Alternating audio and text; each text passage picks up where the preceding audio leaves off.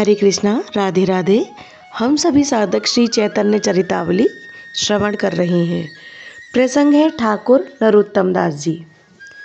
श्री लोकनाथ गोस्वामी के परम प्रिय शिष्य, महाधैर्यवान और लोकातीत कर्म करने वाले उन श्री नरोत्तम दास जी के चरणों में मैं प्रणाम करती हूँ, जो राजपाट को छोड़कर विरक्त बनकर लोगों को प्रेमदान देते रहे। पद्मा नदी के किनारे पर खेतरी नाम की एक छोटी सी राजधानी है। उसी राज्य में स्वामी श्री कृष्णानंद दंत मजूमदार के यहाँ नारायणी देवी के गर्भ से ठाकुर नरोत्तम दास जी का जन्म हुआ। ये बाल्यकाल से ही विरक्त थे। घर में अतुल ऐश्वर्य था, सभी प्रकार के संसारी सुख थे, किंतु इन्हें कुछ भी अच्छा नहीं लगता था। ये वैष्णवों के द्वारा श्री गौरांग की लीलाओं का श्रवण किया करते थे। श्री रूप तथा सनातन और रघुनाथ दास जी के त्याग और वैराग्य की कथाएं सुन सुनकर इनका मन राज्य, परिवार तथा धन संपत्तियों से एकदम फिर गया। ये दिन रात श्री गौरांग की मनोहर मूर्ति का ही ध्यान करते रहे। सोते जागते, उठते बैठते इन्हें चैतन्य लीलाएं ही स्मृत होने लगी। घर में इनका चित्त एकदम नहीं लगता था, इसलिए ये घर को छोड़कर कहीं भाग जाने की सोच रहे थे। गौरांग महाप्रभु तथा उनके बहुत से प्रिय पार्षद इस संसार को त्याग कर वैकुंठवासी बन चुके थे। बालक नरोत्तम दास कुछ निश्चित ना कर सके कि किसके पास जाऊं। पंडित गोस्वामी, स्वरूप दामोदर, नित्यानंद जी, अद्वैताचार्य तथा सनातन आदि बहुत से प्रभु पार्षद इस संसार को छोड़ गए थे। अब किसी की शरण में जाने से गौर प्रेम की उपलब्धि हो सकेगी, इसी चिंता में ये सदा निमग्न रहते। एक दिन स्वप्न में इन्हें श्री गौरांग ने दर्शन दिए और आदेश दिया कि तुम वृंदावन में जाकर लोकनाथ गोस्वामी के शिष्य बन जाओ। बस फिर क्या था, ये एक दिन घर से छिपकर वृंदावन के लिए भाग गए और वहाँ श्री जीव गोस्वामी के शरणापन्न हुए। इन्होंने अपने स्वप्न का वृतांत जीव गोस्वामी को सुनाया। इसे सुनकर उन्हें प्रसन्नता भी हुई और कुछ खेद भी।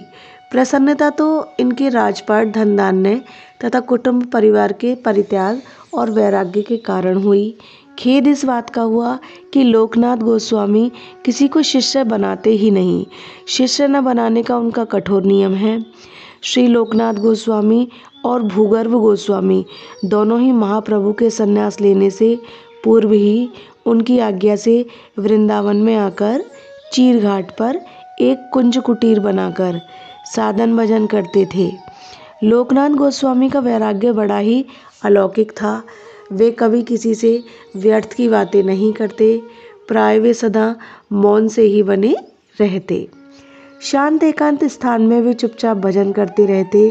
स्वतः ही कुछ थोड़ा बहुत प्राप्त हो गया उसे पा लिया, नहीं तो भूखे ही पड़े रहते। शिष्य न बनाने का इन्होंने कठोर नियम कर रखा था, इसलिए आज तक इन्होंने किसी को भी मंत्र दीक्षा नहीं दी थी। श्री जीव गोस्वामी इन्हें लोकनाथ गोस्वामी के आश्रम में ले गए और वहां जाकर इनका उनसे परिचय कराया। राजा कृष्णानंद दत्त के सुकुमार राजकुमार नरोत्तम दास के ऐसे वैराग्य को देखकर गोस्वामी लोकनाथ जी अत्यंत ही संतुष्ट हुए। जब इन्होंने अपनी दीक्षा की बात कही, तब इन्होंने स्पष्ट कर दिया कि हमें तो गौर ने आज्ञा नहीं दी, हमारा तो शिष्य न करने का नियम है, तुम किसी और गुरु की शरण में जाओ। इस उत्तर से राजकुमार नरोत्तम दास जी हताश और निराश नहीं हुए। उन्होंने मन ही मन कहा, मुझ में शिष्य बनने की सच्ची श्रद्धा होगी तो आपको ही दीक्षा देनी होगी। यह सोचकर ये छिपकर वहीं रहने लगे। श्री लोकनाथ गोस्वामी प्रातःकाल उठकर यमुना जी में स्नान करने जाते और दिन भर अपनी कुंज कुटीर में बैठे बैठे हरि नाम जप किया करते। नरोत्तम दास छिपकर उनकी सेवा करने लगे। वे जहाँ शौच जाते उस शौच को उठाकर दूर फेंक आते। जिस कंकरीले, पथरीले और कंटकाकीर्ण रास्ते से वे यमुना स्नान करने जाते, उस रास्ते को खूब साफ करते। उसमें के कांटेदार वृक्षों को काटकर दूसरी ओर फेंक देते, वहाँ सुंदर बालुका बिछा देते, कुंज को बांध देते, उनके हाथ धोने को नरम से मिट्टी लाकर रख देते। दोपहर को उनके लिए भिक्षा लाकर चुपके से रख जाते। सारांश यह है कि जितनी वे कर सकते थे और जो भी उनके सुख का उपाय सूझता उसे ही सदा करते रहते। इस प्रकार उन्हें गुप्त रीति से सेवा करते हुए 12-13 महीने बीत गए। जब सब बातें गोस्वामी जी को विदित हो गई तो उनका हृदय भर आया। अब वे अपनी प्रतिज्ञा को एकदम भूल गए। उन्होंने राजकुमार नरोत्तम को हृदय से लगा लिया और उन्हें मंत्र दीक्षा देने के लिए उद्यत हो गए। बात की बात में यह समाचार संपूर्ण वैष्णव समाज में फैल गया। सभी आकर नरोत्तम दास जी के भाग्य की भूरी भूरी प्रशंसा करने लगे। दीक्षा तिथि श्रावण की पूर्णिमा निश्चित हुई। उस दिन सैकड़ों विरक्त भक्त श्री लोकनाथ गोस्वामी के आश्रम पर एकत्रित हो गए।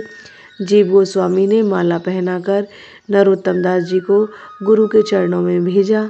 गुरु ने पहले उनसे कहा, जीवन भर अविवाहित रहना होगा, सांसारिक सुखों को एकदम तिलांजलि देनी होगी, मांस मछली जीवन में कभी न खानी होगी।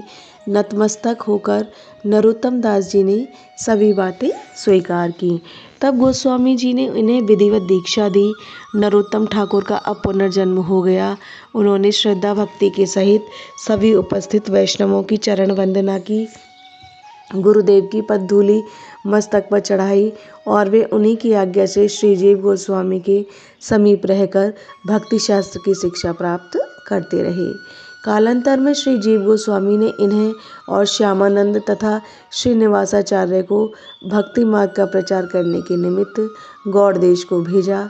श्री श्यामानंद जी ने तो अपनी प्रखर प्रतिभा और प्रबल पांडित्य तथा अलौकिक प्रभाव के कारण संपूर्ण उड़ीसा देश को भक्ति रसामृत में प्लावित बना दिया।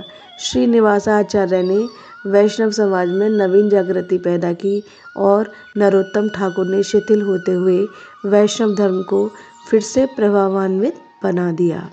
बड़े पंडित और भट्टाचार्य अपने ब्राह्मण पने के अभिमान को छोड़कर कायस्थ कुलोद्धत श्री नरोत्तम ठाकुर के मंत्र शिष्य बन गए। इनका प्रभाव सभी श्रेणी के लोगों पर पड़ता था। इनके पिता भी इन्हें पूज्य दृष्टि से देखते थे।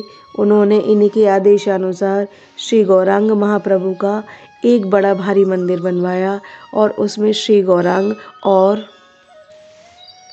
विष्णुप्रिया जी की युगल मूर्तियों की स्थापना की गई। इसके उपलक्ष्य में एक बड़ा भारी महोत्सव किया और बहुत दिनों तक निरंतर कीर्तन सत्संग होता रहा। नरोत्तम ठाकुर का प्रभाव उन दिनों बहुत ही अधिक था। बड़े बड़े राजा महाराजे इनके शिष्य थे। बड़े पंडित इन्हें निसंकोच भाव से साष्टांग प्रणाम करते। ये बंगला भाषा के सुकवि भी थे। इन्होंने गौर प्रेम में उन्मत्त होकर हजारों पदों की रचना की है। इनकी पदावलियों का वैष्णव समाज में बड़ा आदर है। इन्होंने परमायु प्राप्त की थी। अंत समय में ये गंगा जी के किनारे गंभीरा नामक ग्राम में अपने एक शिष्य गंगा नारायण पंडित के यहाँ चले गए। कार्तिक की कृष्णा पंचमी का दिन था। प्रातःकाल ठाकुर महाशय अपने प्रिय शिष्य गंगा नारायण पंडित तथा रामकृष्ण के साथ गंगा स्नान के निमित्त गए। वे कमर तक जल में चले गए और अपने शिष्यों से कहा, हमारे शरीर को तो थोड़ा मलो। शिष्यों ने गुरुदेव की आज्ञा का पालन किया। देखते ही देखते ठाकुर महाशय का निर्जीव शरीर गंगा माता के सुशीतल जल में गिरकर अटखेलियाँ करने लगा। नरोत्तम ठाकुर इस असार संसार को त्याग कर अपने सत्य और नित्य लोक को चले गए। वैष्णवों के हाहाकार से गंगा का किनारा गूंजने लगा। गंगा माता का हृदय भी अपने लाडले पुत्र के शोक से उमड़ने लगा और वह भी अपनी मर्यादा को छोड़कर बढ़ने लगी। यह प्रसंग अब यहीं विश्राम लेता है। हरे कृष्णा, राधे राधे।